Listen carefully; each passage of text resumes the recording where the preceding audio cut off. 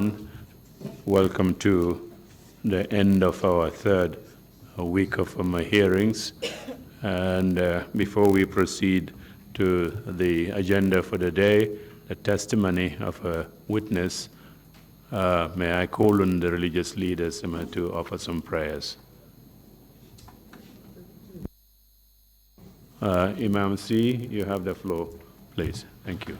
أعوذ بالله من الشيطان الرجيم بسم الله الرحمن الرحيم الحمد لله رب العالمين الرحمن الرحيم مالك يوم الدين إياك نعبد وإياك نستعين اهدنا الصراط المستقيم صراط الذين أنعمت عليهم غير المغضوب عليهم ولا الضالين وإن تستفتحوا فقد جاءكم الفتح نصر من الله وفتح قريب وبشر المؤمنين بسم الله الرحمن الرحيم قل هو الله أحد الله الصمد لم يلد ولم يولد ولم يكن له كفوا أحد بسم الله الرحمن الرحيم قل أعوذ برب الفلق من شر ما خلق ومن شر غاسق إذا وقب ومن شر النفاثات في العقد ومن شر حاسد إذا حسد بسم الله الرحمن الرحيم قل أعوذ برب الناس ملك الناس إله الناس من شر وسواس الخناس الذي يوسوس في صدور الناس من الجنة والناس إن الله وملائكته يصلون على النبي أيها الذين آمنوا صلوا عليه وسلموا تسليما صلى الله تعالى عليه وعلى آله وصحبه وسلم تسليما سبحان ربك رب العزة عما يصفون وسلام على المرسلين والحمد لله رب العالمين.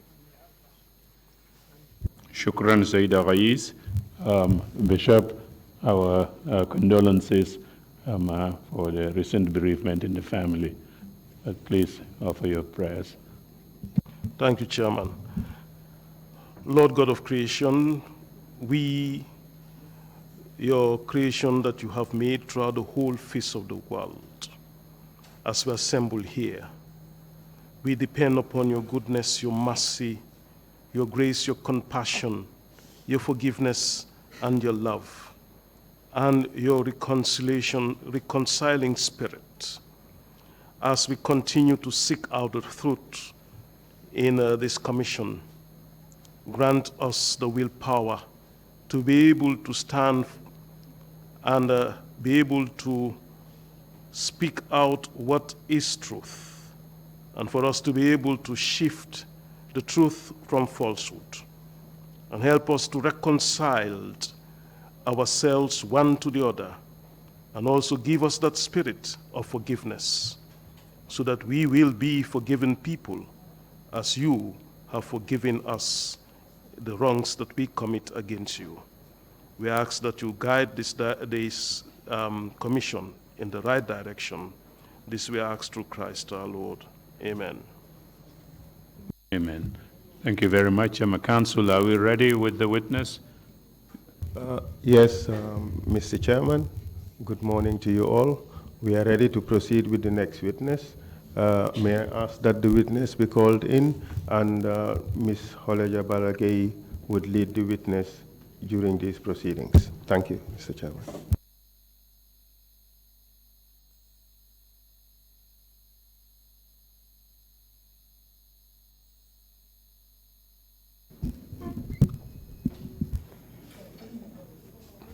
Good morning, Mr. Chairman. Good morning, Commissioners.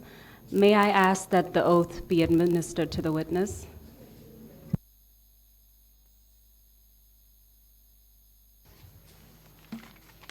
I, Ebrima Cambi, I, Ebrima Cambi, swear that I'll speak the truth, swear that I'll speak the truth, the whole truth, and nothing but the truth. and nothing but the truth. So help me God. So help me Allah. Thank you. Good morning, Mr. Cambi. Please take a seat.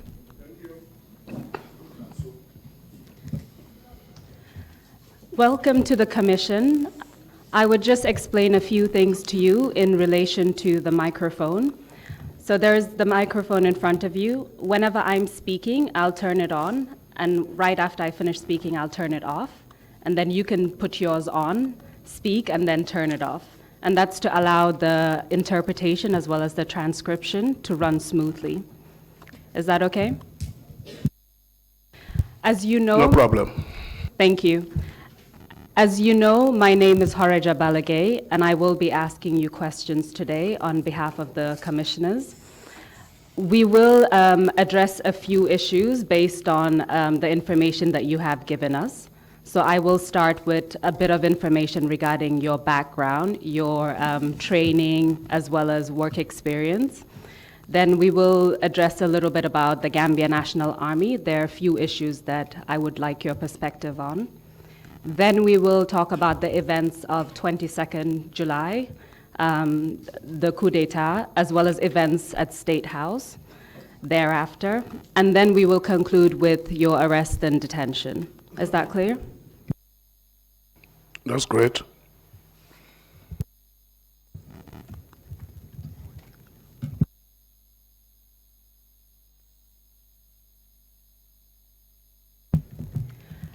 So if I may just start with a few preliminary questions. Can you please state your full name? Ebrima Baba Cambi, Mr. Cambi, what is your date of birth? 1965. When in 1965? September 4th. Thank you very much. Without giving us your specific address, can you just tell us where you reside? I can give you my specific address. I live in Brikama, Nyambai, just behind the college. And in relation to your academic background, can you tell us where you went for primary education? Karantaba Primary School, that's Kiang Karantaba, Kiang West. And can you give us the years when you attended primary school? As an old man now, I won't be able to remember all of that, but I know it's from the 70 to 78, 1972, yeah. And thereafter, where did you attend secondary education? The Gambia Muslim High School. And are you able to estimate the dates? 79 to 83. After your secondary education, what did you do next in relation to your career? I went straight into the military. Do you recall what year you entered the military? 1984. Was that during the first intake, is that correct? The first ever Army of the Gambia. Can you tell us what motivated you to join the Army? Coming from the village, when you finish your schooling, the first thing you want to do is to find job to help your parents, and that's what motivated me. I didn't want to wait for anything. I didn't want to wait and choose. That's why I went straight into the military. Can you tell us about the rank you had when you started the military? Recruit. Now, can you give us an idea of your progression within the Army from recruit until the last rank that you had? After our training, which was conducted by the British Army Training Team, BATT, and this came about after the 1981 aborted coup. The government decided to have an army, and the British Army were contacted, and they sent in a training team here, which was led by Major Wright and a few other staff. One of the staff members, Sergeant Major Allen, and Sergeant Major Payton. Payton was responsible for tactics and other military training. Sergeant Major Allen was from the Grenadier Guards of the British Army. Those are the guards at the Buckingham Palace. And he was responsible for discipline and foot drill. So tell us a little bit more about your progress in the Army, how you moved from recruit to the other ranks. Right after our training, some of us were picked by the British Army training team members as potential instructors. How they chose it, I don't know. And I was one of them. I became the chief Gambian instructor at the Army Training School. under the British Army training team. I mean, specifically, I was under Sergeant Major Allen, to the point that people start labeling me Junior Allen. And while I was there, we were promoted to Lance Corporal. Because to be an instructor, you have to have some respect, you have to have some command, values, and if everybody was left with the rank of a recruit, nobody will be answerable to anybody. So because of that, and because everything is based on merit at that time, I was promoted to Lance Corporal and made instructor at the training school. While I was Lance Corporal there, several intakes passed by, like the second intake, third intake, and got promoted to sergeant. And that coincided with the confederation between Senegal and Gambia, and there was this Confederal Army. And I was chosen again as a sergeant in that Confederal Army.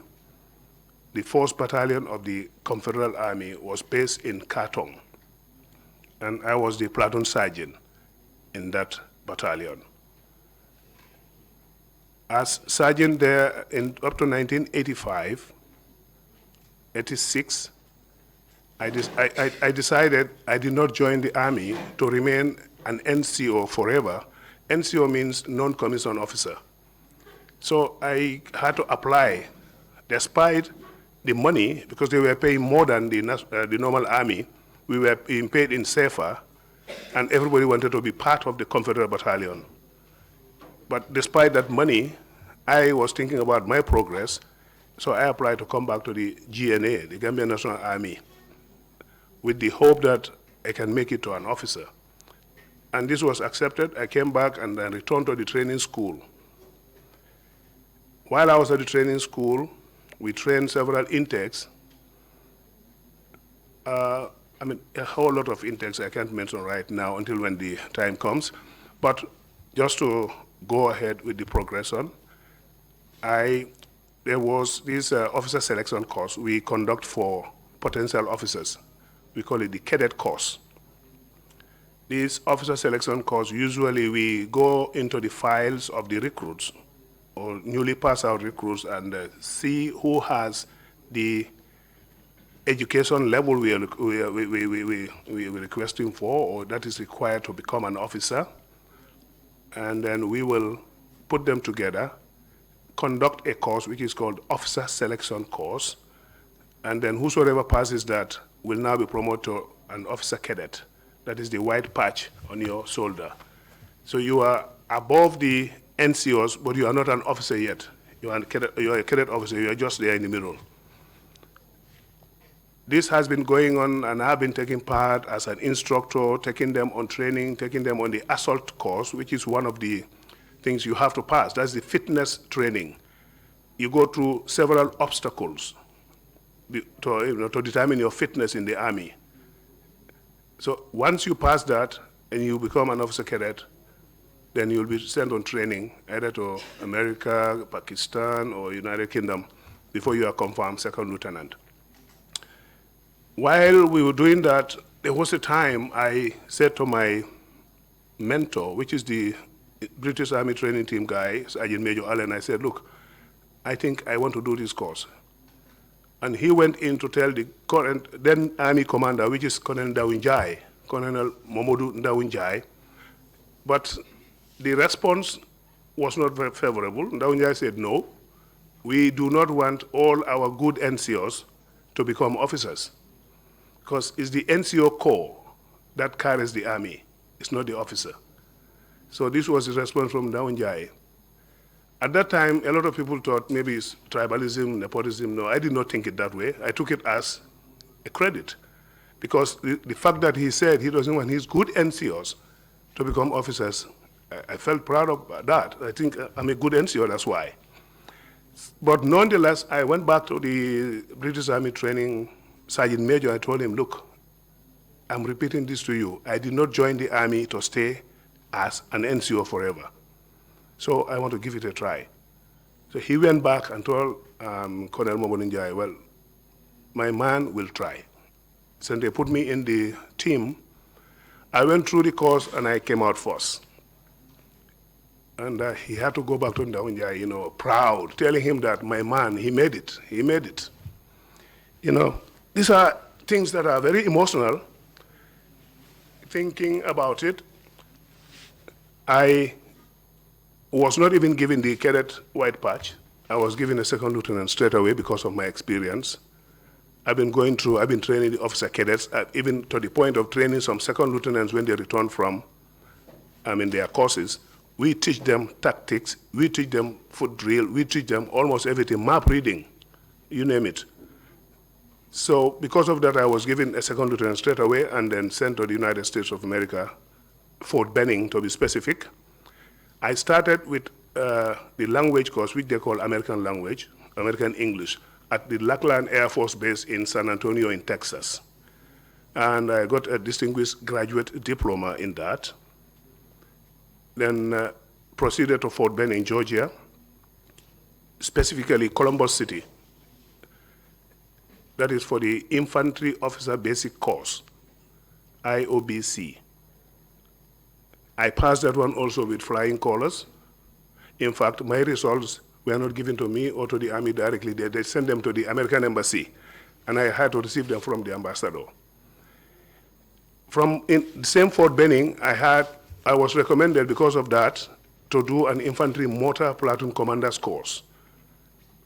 People who are familiar with the military here will know that the mortar is one of the dangerous weapons you can be fighting with without actually seeing the enemy. So I did that course also, which is highly mathematical. But fortunately for me, I scored over 85. And that was also distinction. So I was recommended to do the Special Forces course. Where did you do the infantry mortar course? Yes, in Fort Benning, the same Fort Benning.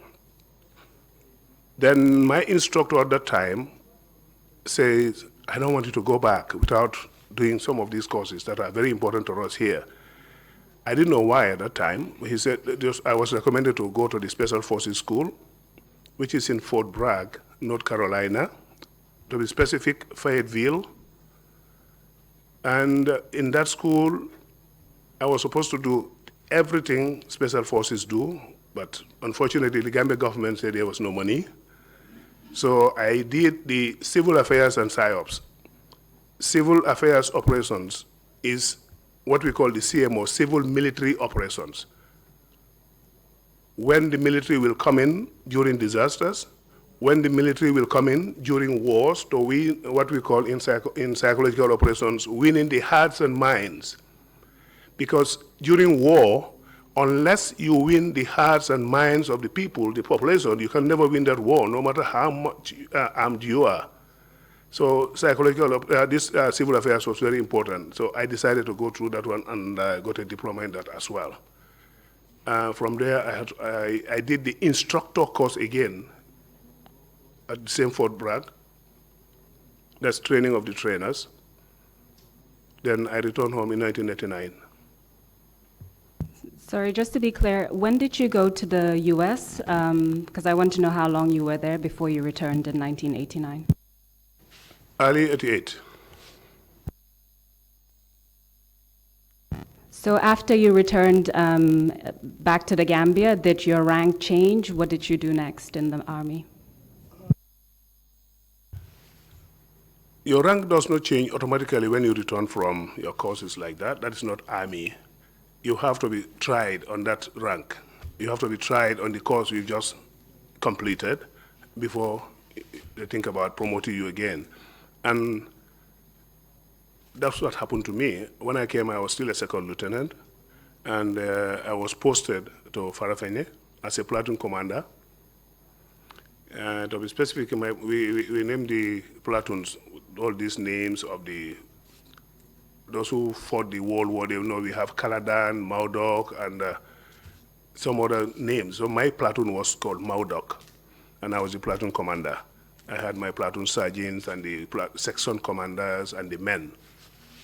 While we were there, the Liberia case came up, and because our president, His Excellency Sadauda, was the chairman of ECOWAS at the time, They had a meeting here, and after the meeting, they decided they are going to deploy a peacekeeping force or a peace monitoring force.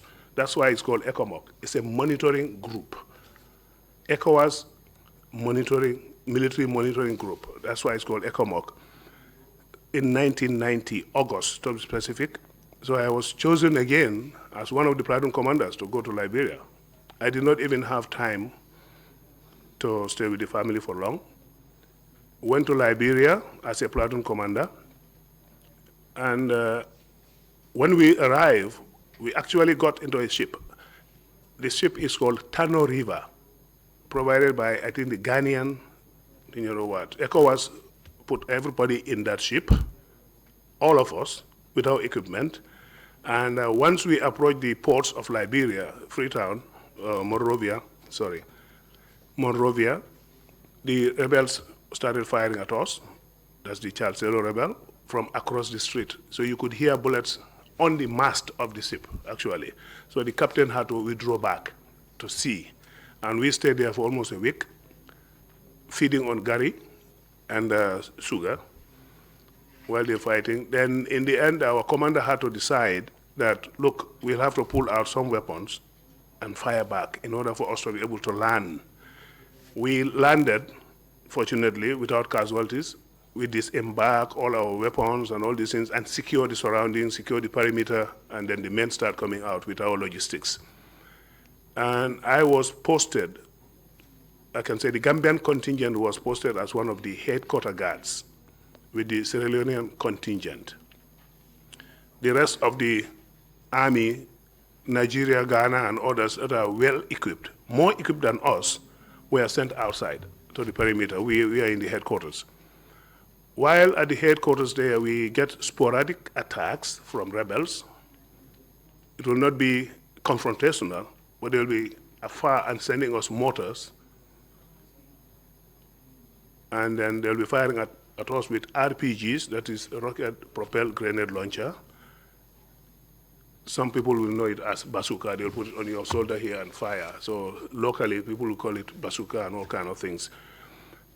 And we've been there for a while under that, I can say, anxiety, because we really don't know why we're here. We told it's peace monitoring, but we discovered there was no peace. So you cannot even keep it because there's no peace to keep. So an incident happened which became a turning point.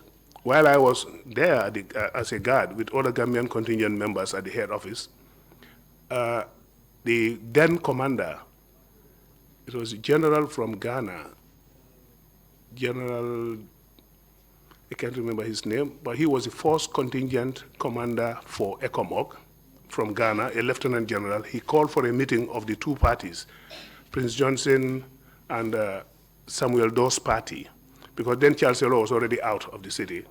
He was on the city outskirts, and he was not willing to talk to anybody. But these two parties were willing to talk. So he called Prince Johnson's team and Samuel Doe's team. Samuel Doe's team arrived first. We received them. Samuel Doe went up to meet the commander. While we are down there, Prince Johnson arrived with his team and started disarming Samuel Doe's soldiers immediately, right at the ECOMOG headquarters, and shooting them, killing them, and went up to the commander's office, shot Samuel Doe, and then carried him on the shoulder, put him in his presidential vehicle, and took him away. So while we were there, because of that incident, the commander had to be changed. The Ghanaian general had to be replaced by General Dongonyaro from Nigeria. When Dongonyaro came, that was the time we all felt like we are real soldiers. We are real soldiers. Dongonyaro said, look, there's no peace here to keep, so there's no point carrying your white helmets. We painted all our helmets green now, ready for fight. So it turned into a peace, intervention or enforcement. So we were deployed. Fortunately and unfortunately for me, I would say unfortunate for us, my platoon was selected again. I've been always on the other side of the thing. Every time they will select me. For what reason, I don't know. My platoon was selected again to be detached from Gambians totally and attached to the Ghanaians, because the Ghanaians are in the battlefield. So the rest of the two Gambian platoons stayed at the headquarters. I went to the battlefield. And I can say here with confidence that my platoon was the only platoon that actually fought the war in Liberia in the Gambian contingent. And we joined the Ghanaian battalion. My commander was General Dankwa in Ghana. Maybe he's now retired. He was my battalion commander. And we started moving out of Monrovia. We kicked the rebels out of Painesville. From Logging Town, Painesville, and other places, we kicked them out of that place and then got to the stadium where they had all their logistics. The rebels had their food, their ammunition, the ladies they have with them who cook for them or for other reasons, I don't know, all at the stadium. They call it the SK Door Complex, Samuel Canyon Door Complex. The stadium is just like the Gambian stadium here, also built by the Chinese, the same configuration. So when we got them out of that stadium, they had all their weapons and their food stuff there, so they did not give us peace. They want to take back the stadium. So it is like everyday fight. They'll be attacking us every night, every morning. So Did something happen to you during that time? yes, something happened to me. During that time, my post was under the scoreboard, directly under the scoreboard. People who are familiar with the stadium, the scoreboard, there's always this opening there where people come through. That was my post. We manned everything with sandbags, thick enough to prevent small arms fire. But during this firefight with the rebels one morning, very early in the morning, they attacked us from the hills. If you're familiar with Liberia, you know that the stadium is just down there, like in a valley, and surrounded by hills. One fine morning, very, very early, these guys attacked us, Charles Taylor's rebels, from the hills. So they were just dropping the rounds on us there like that, as easy like rainwater or so. So we were fighting back so that they would not recapture the stadium from us. During that time, I was at my post under the scoreboard. I saw a flash coming from the hills. And I jumped on one side, on my right side. My left foot was left behind. This flash happened to be an RPG round.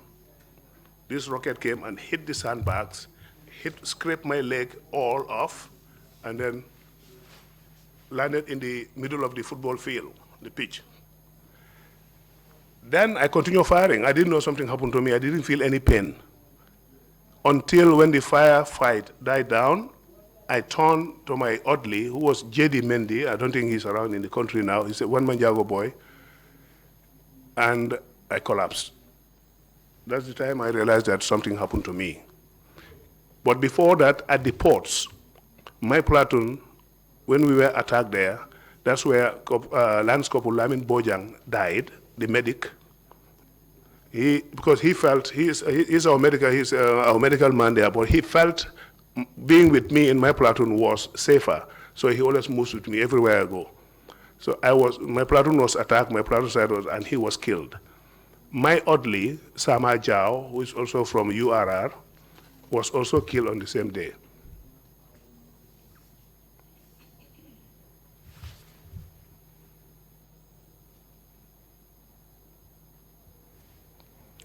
Now, it was after all these two people died, that was when I was moved to the front. And by then I was already hardened. I didn't care about anything. I lost my orderly. Please take your time, Mr. Cambi.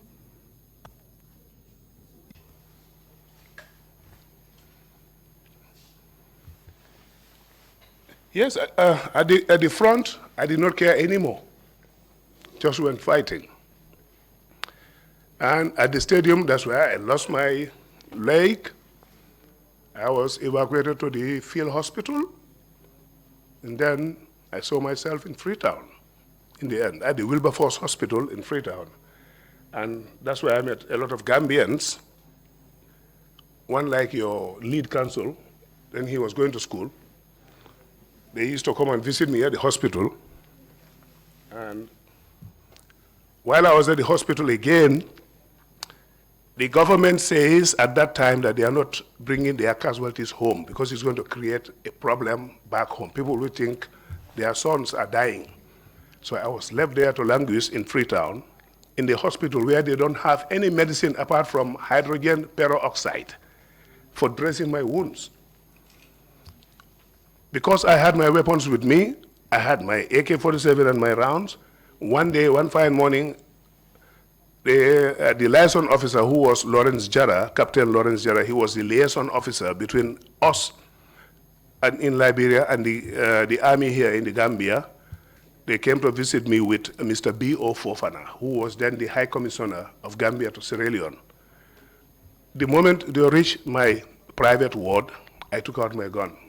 I said, everybody dies or I leave for Gambia today. You know. So the nurses jump on me, everybody in that hospital jump on me, but they could not still take my weapon from me because that was the end. I wanted to come back to Gambia to get my treatment.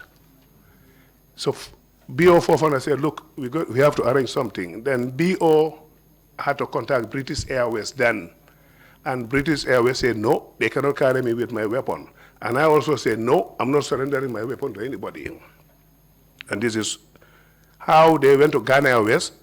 Ghana was part of ECOWAS, ECOMOC, so Ghana accepted me. Ghana Airways accepted me with my weapon.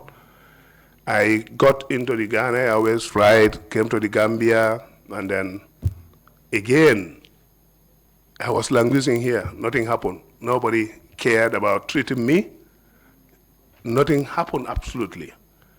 I was just reporting to physiotherapy. All the time, physiotherapy, nothing else. I was walking on crutches. Everybody witnessed that. Even during the parade of ECOMOC soldiers, most people saw me in front of the parade walking on my crutches, those who witnessed that parade. Until again, another incident happened.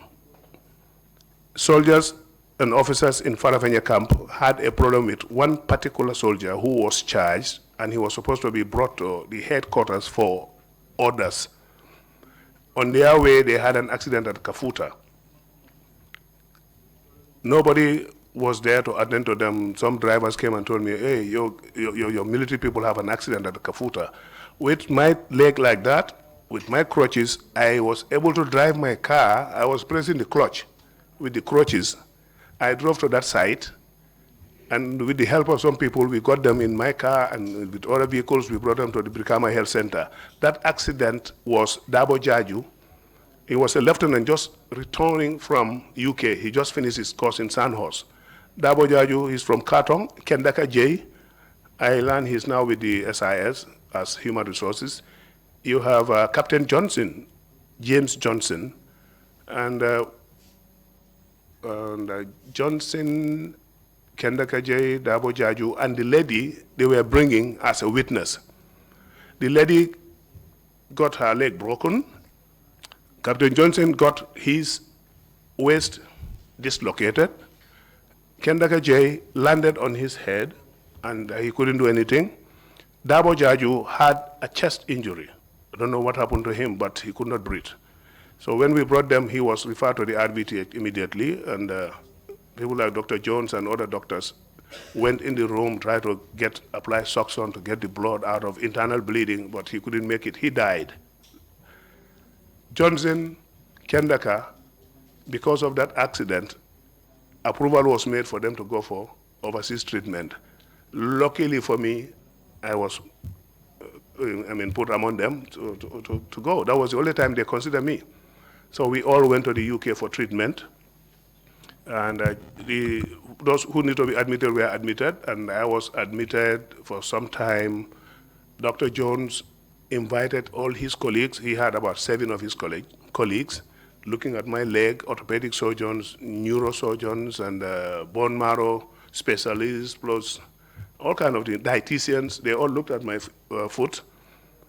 Because when I was in Sierra Leone, they were dressing me, and these small particles of bone that were all shattered, I could see them actually removing the bones and throwing them away. So because of that, some pieces were missing.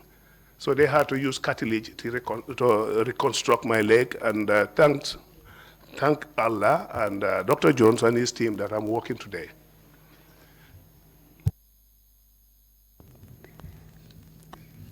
After your return to the Gambia, how long did it take until you received the treatment in the UK? Well, I wouldn't remember exactly how many months or what, but I've been here for a long, long time until when this accident happened. And following the treatment that you received in the UK, was anything else done for you when you returned to the Gambia? Following the treatment, nothing has been done yet. And for the past 22 years, I've been following it up. Compensation, medical board, nothing has been done until a few months to the impasse when I contacted somebody who was close to Jamaica, and then they asked the RVTH to set up a board for me, and the board recommended something like 25% disability. I still cannot get that check. I don't know what's happening.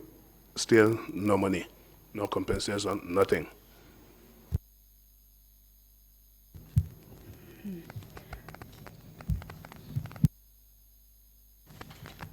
So I just want to take you back to the period when you returned to the Gambia. After your first deployment to Liberia, you came back, you were injured, you went to London, and then you came back to the Gambia. Did you hear anything in relation to any mutinies that occurred in the Gambia around that time? Actually, while I was at home in Brikama sometime, I can't remember the year and the date, but I know that somebody came to me and said, you were sitting here. I said, what happened? He said, well, I heard soldiers in mutiny, there's a mutiny going on, and Captain Cambi is seen in the Pajero leading them. I said, well, this is Captain Cambi sitting here, so it's not me, you know that. And I was not well at the same time. I was working on crutches. So this was how bad the accusations were at that time. I heard about the mutiny, yes. I didn't go there. I didn't even know that they went to Makati Square or they went to State House or so. But I know they were my people who said they did not receive their balance of payment from Liberia. Do you know which payment they were referring to? Yes, during that time, ECHA was, what they were paying us was like $3 a day. That's $90 in a month for that peacekeeping operation. So, I mean, food was, it was just terrible.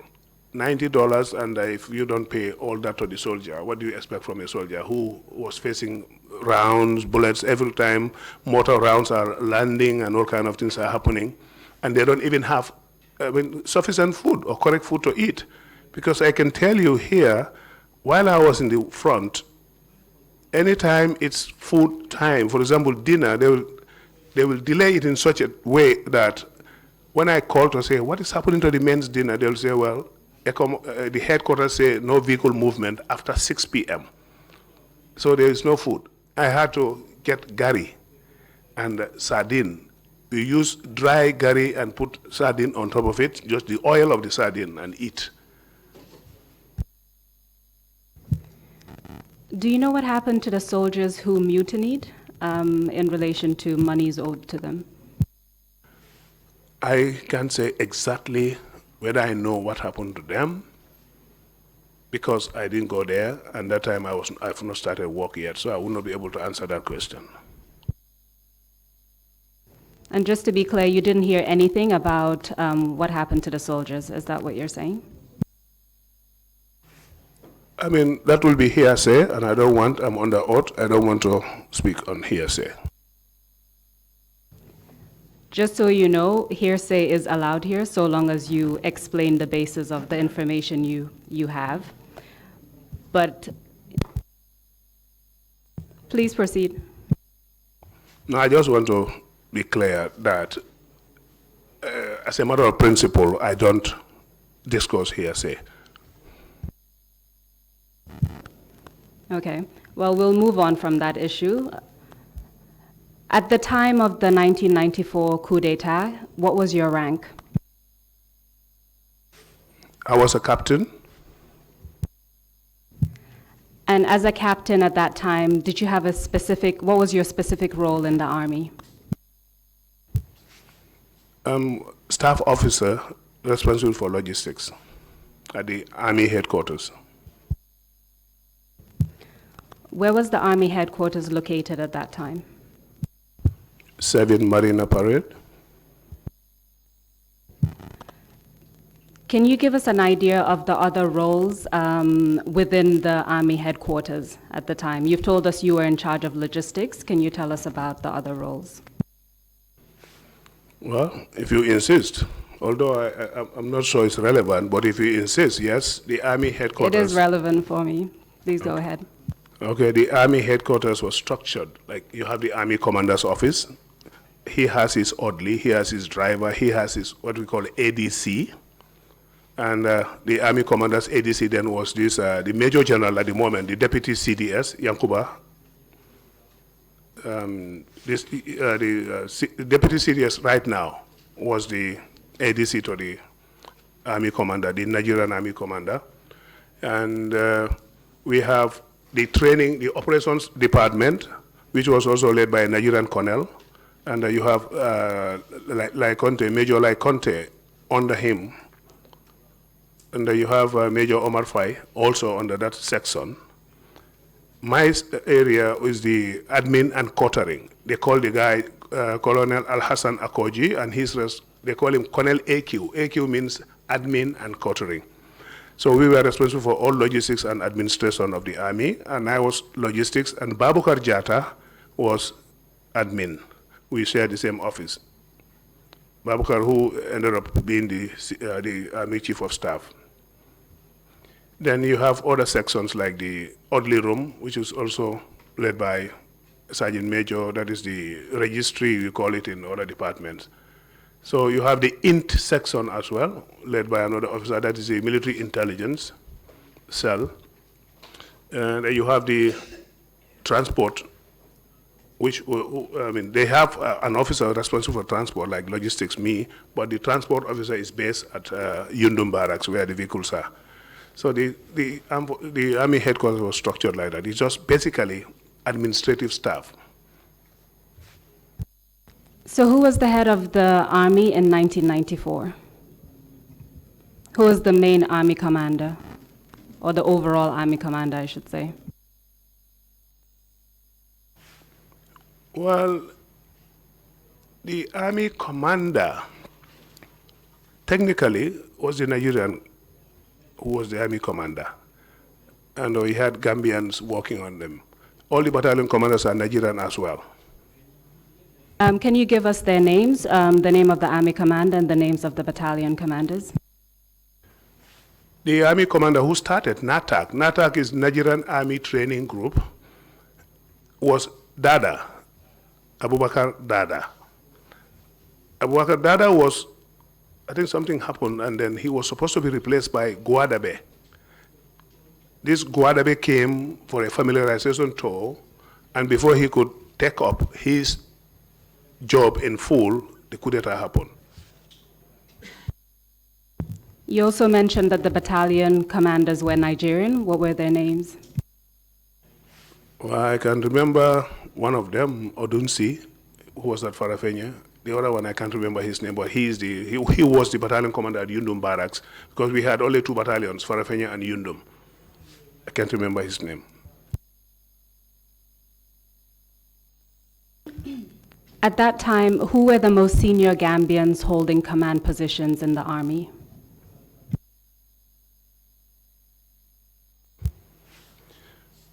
At the time of the coup d'etat, Major Omar Fai, Lai Conte, they were the most senior, and Babukar Jata. Captain Wilson. You know, seniority in the Army sometimes is by rank and sometimes is by the time you join the Army. You could have 3 captains, 4 captains, and one of them is senior. So it's been like that. So Wilson, Babukar Jata, Lai Conte, Fabakar Sise, he's late now, and say Omar Fai.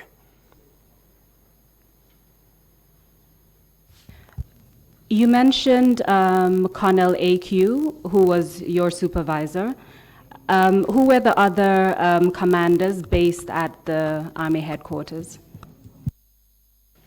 Like I say, I can't remember their names, but there was one responsible for intelligence and another one responsible for operations and training. Those are the ones working with Major Lai Conte and so.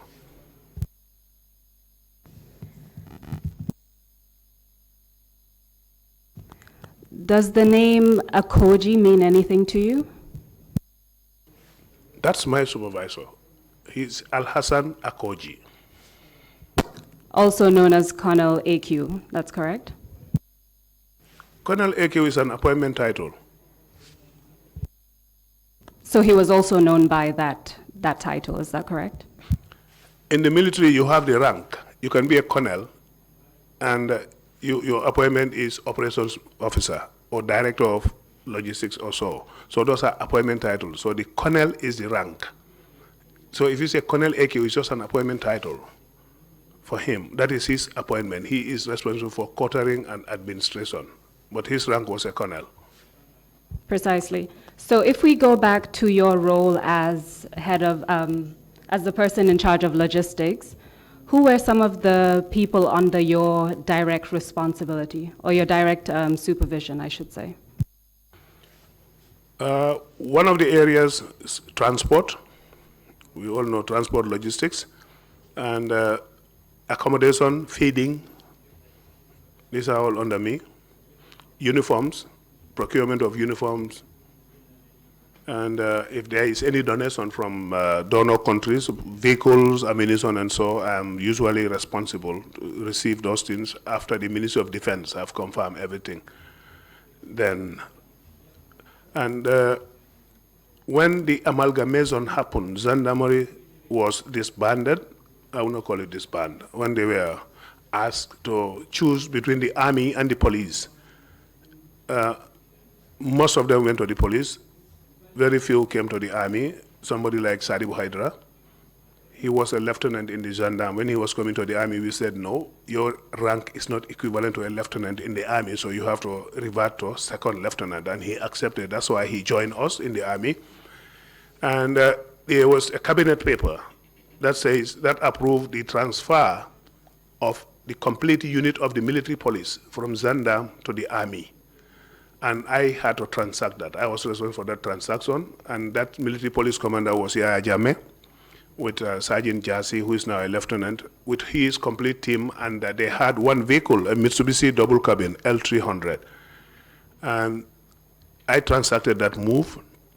I signed the documents, and I even had to have a slight problem with some commanders in the gendarmerie that the vehicle will not go. I said, no, the cabinet paper indicates the whole unit must come, and I finally got the whole unit, and Yaya Jammeh transferred to the army as military police, the head of the military police unit, and directly under me.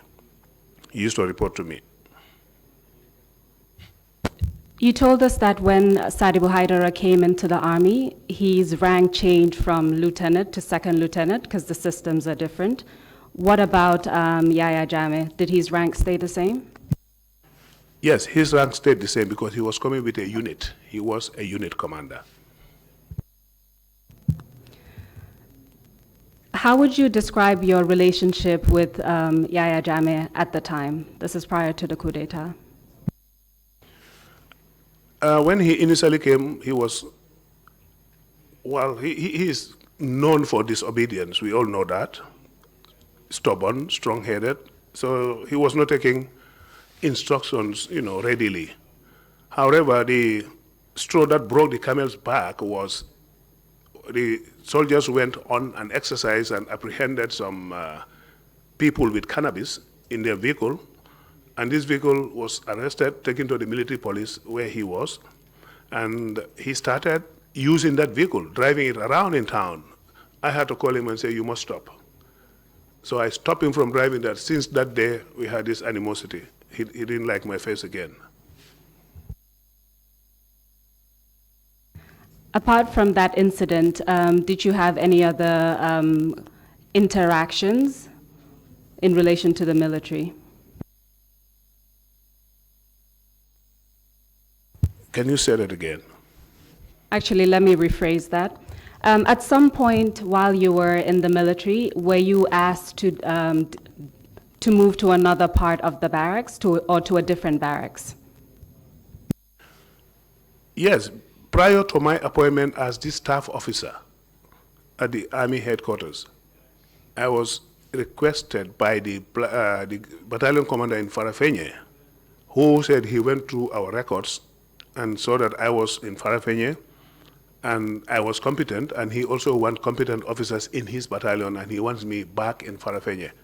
And I refused. I told him, no, I spent all my life in Farafenye. It's time for some other officer to go there. I'm not going there. And because I was also injured, so I don't want to go there injured. So what happened after that? Well, he insisted, and he was adamant that I must go.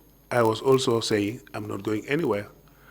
And nothing official happened until one day Yaya Jammeh called me as military police. He said, did you hear that? He said, you have deserted the army, and wherever the military police see you, you should be arrested. I told him, but you know my home, you know my house. Go ahead and arrest me. Then he told me, leave them, they are fools. They don't know what they are talking about. So he never arrested you, is that correct? No. Did your relationship change after that? I was friendly with everybody in the army. I never had a problem with a soldier or an officer throughout my career in the army. You wouldn't believe it, but that's the fact. Well, let's come to the events of the actual coup d'etat. Do you recall that particular date, like when the coup d'etat occurred? I don't think anybody can forget that. 22nd July 1994. And do you recall on which day of the week it occurred? A blessed Friday. Can you tell us what happened that day? Well, I wouldn't be able to tell you what happened that day. I can tell you what happened to me that day. Precisely, what happened to you that day? I was going to work as usual. We had one vehicle allocated to us officers at the headquarters, which is a Renault 12, and the number was GNA 10. Usually it will pick Babakar Jata, pick Captain Wilson, and pick me at my residence at Cape Point because I was the last person. It will pick them from their houses. I live at Cape Point and in the official quarters. So when they came to pick me that day, we all went. We got to the bridge. We were stopped by soldiers. And I asked them, what is the problem? They said, go and answer to our leaders at Fajara Barracks. I said, what do you mean by your leaders? So I turned around and looked at Babukar. I said, Babukar, is this the exercise with the Americans, the American Navy? Babukar said, no, we have not even coordinated that yet. We have not started anything. I said, but what I'm saying, these guys are carrying life around. It cannot be an exercise. Because they had the AK-47 with two magazines strapped together, and you could see one magazine is in the weapon, and the other one, you could see the rounds inside it. I looked at the rounds. I told them, look, these are life rounds. Whatever is happening, I don't know. So the soldier, again, whom I can't remember, said, look, go and answer to our leaders at Fajara Barracks. So that's how we turned back. Did the soldier tell you who he was referring to, who were their leaders? No names were mentioned. Do you recall around what time of the morning this occurred? The time we go to work. It's around 8:30. Thank you. So you said after that you turned around. Where did you go next? I went home, and the driver dropped the orders to their various places. I don't know where they went to, but I definitely went home.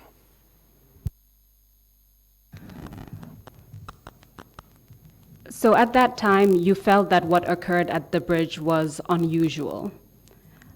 What was going through your mind when you were back at home? I started thinking, and I started thinking to myself, if there is going to be any exercise, I would be in the thick of it, because logistics, I provide them with all the logistics. But nobody has said anything about exercise, so what's going on? Then, as the bird flying over will drop the information, I also heard from people that there is a coup d'etat, and then I had the announcement on the radio. I had a small radio with me. I had somebody's voice there, whether it's Captain Sonko, whether it's Basir Barrow, I don't know. But somebody announced to say that there is a coup d'etat. That's the first announcement. I can't remember one of them, who this guy is. I think it's Sonko, Captain Sonko. Because when he finished in English, he started speaking in Wolof. His Wolof was not very good, just like me. We're from the village. So I recognized his voice as Captain Sonko. That's how I know there is a coup d'etat. Do you recall around what time you heard that announcement on the radio? Was it long after you returned home? Not very long, not very long. I can't remember exactly what time, but not very long.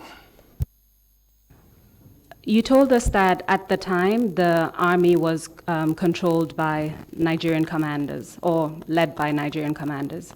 Did you speak to any Nigerian commanders? I did not speak to any Nigerian commander. Then I decided I cannot abdicate my duties, so I left my home to the Colonel Eku's residence, because then the commander was not on the ground. The army commander himself was not here. Like I said, Dada was supposed to leave and to be replaced by Guadabe, so there was no commander on the ground at the moment. So Colonel Eku was like the de facto commander.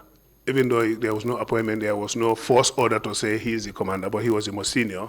So I went to him, and because he was my supervisor too, and I went to him, then we started now finding out what is the problem. Did you go to Colonel AQ's house on your own, or did you go with other people? I went there alone. This I can confirm. Can you tell us where Colonel AQ's house residence was located at the time?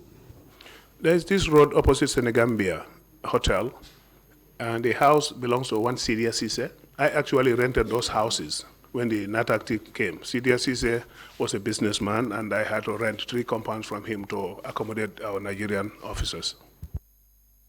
When you arrived at Colonel AQ's residence, did you meet anyone else there apart from the colonel himself?